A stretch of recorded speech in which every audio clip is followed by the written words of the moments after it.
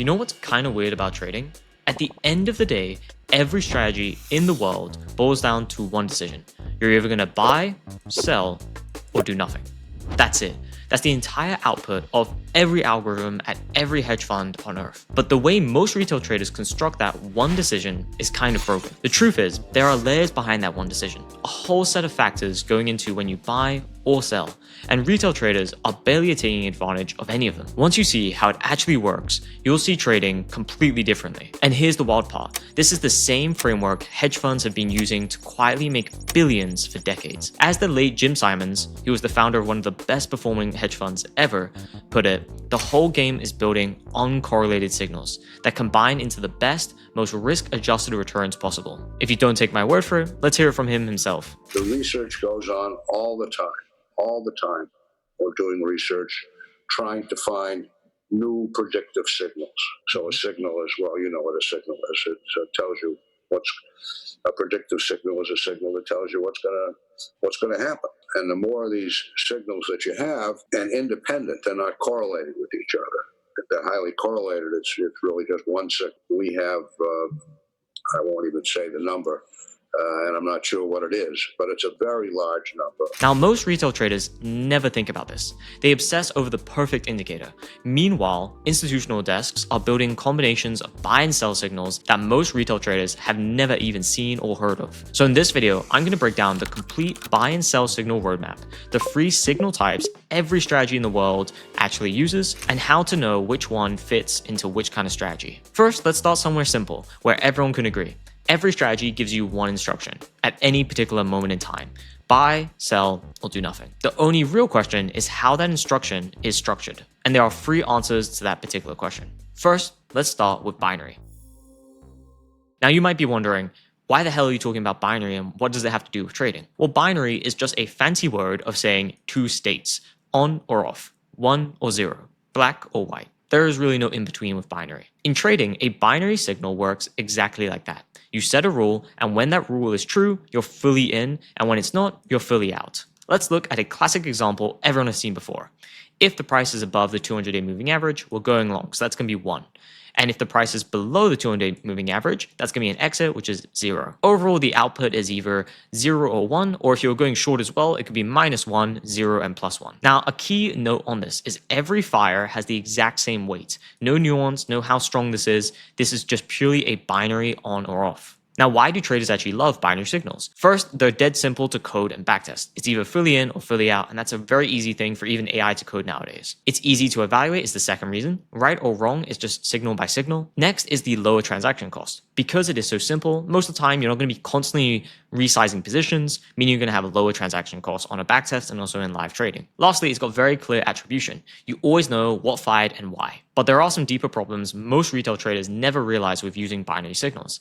A binary signal treats a barely triggered one the same as an extremely strong one. For example, RSI, if you're going short when it's above 70, RSI 70.01 could equal basically the same as RSI 95, but you have very different data at those particular points in time. For example, at RSI just 0.01 is barely triggered, but RSI 95 is extreme conviction and it is really overextended. Now, with a binary method, they treat them basically identically, and you leave a lot of edge and efficiency on the table with this particular method. Plus, in choppy markets, binary signals whipsaw constantly. The signal flips back and forth, rounding that threshold and burning a lot of fees. And probably one of the worst issues is fixed thresholds ignore volatility regimes. Calm markets where almost nothing happens, you miss a lot of signals. Whereas chaotic markets, everything triggers and you get whipsawed a lot. So when do I actually use binary signals in my own portfolio? Now, I personally run 10 algorithmic strategies running on about mid 6 figures, so around 500,000, and I've been trading for the past 7 years. And I now also work with funds, both on the institutional side of things,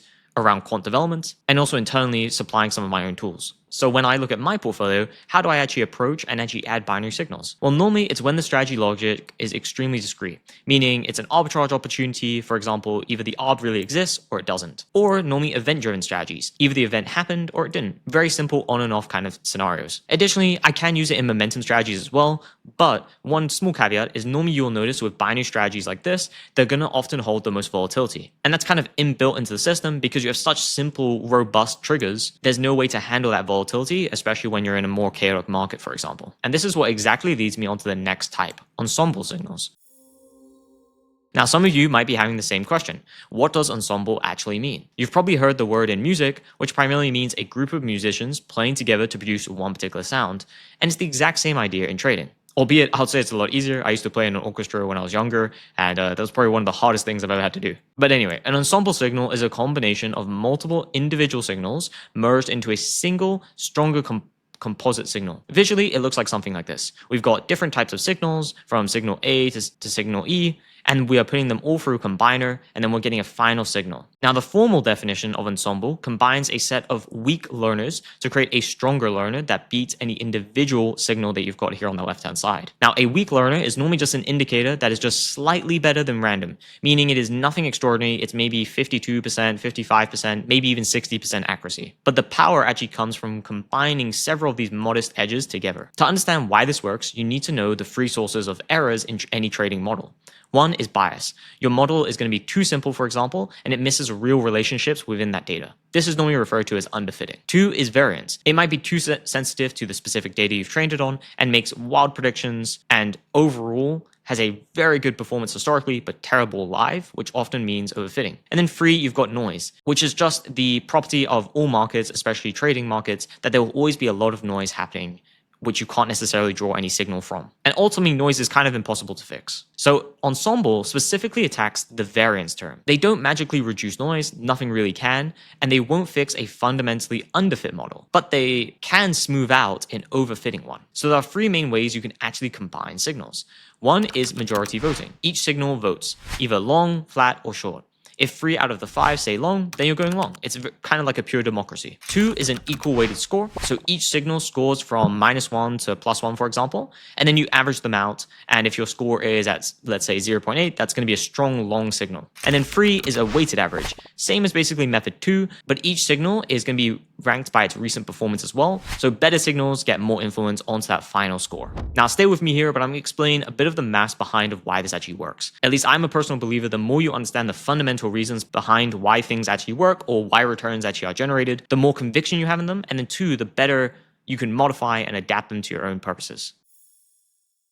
So this primarily links back to Condorcet's jury theorem. If you have, for example, 5 indicators, each with just 55% accuracy on their own, when you combine them together, you could get maybe an ensemble signal of around 80% plus kind of accuracy. Now, this almost kind of feels like magic, but it really only works if each signal is generally better than random. If your indicators are garbage, then the ensemble is still going to be garbage. It can't really necessarily produce that accuracy out of anywhere if it's very suboptimal accuracy on all the individual indicators or signals. But what actually is this theorem? Well, imagine you had a really difficult question and you had 2 options. You either ask one expert the particular answer to that question, or you ask 100 random people and go with the majority of what they say. Now, a key caveat of this is the 100 random people have, let's say on average, a 62% accuracy score, meaning they are still way less intelligent than the expert, which is maybe at an 85% accuracy score. But when you actually put these 2 side by side of what would overall give you a better accuracy, when you combine the 100 random people that have around, let's say, a 62% accuracy average individually,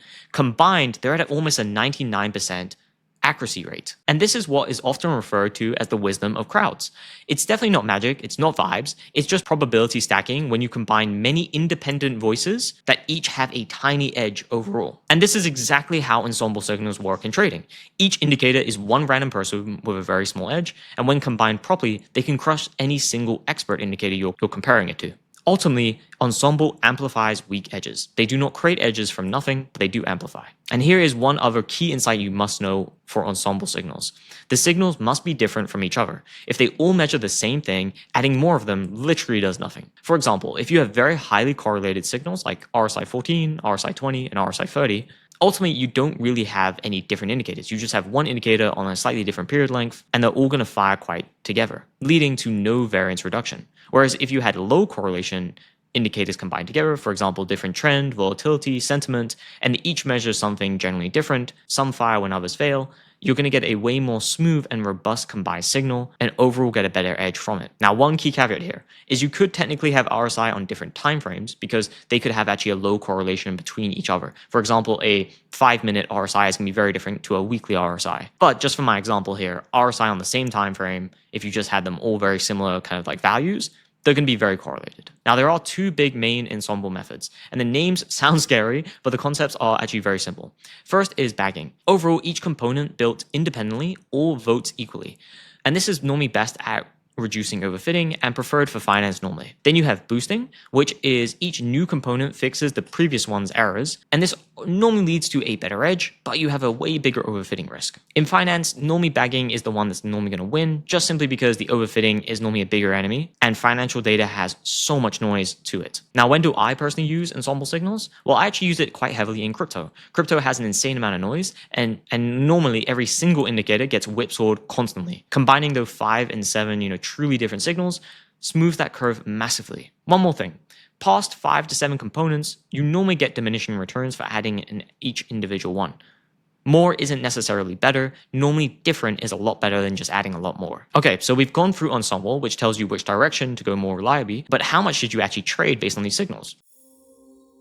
Now this leads me on to the third type. This is continuous signals. Continuous just means the opposite of binary. Instead of just an on and off, the signal can take any value on a spectrum. Typically, that spectrum runs from -1 to +1, where the number tells you not just whether to trade, but how much to trade. For example, -1 would be fully short, -0.5 would be half short, and +0.5 would be half long, etc. This is often called bet sizing and is one of the most important and underrated concepts in trading. Your algorithm could have a very high accuracy and still lose money if you do not size your bets properly. So bet sizing is often the difference between profitable and broke traders. Now, there are actually 3 main ways to actually size your bets.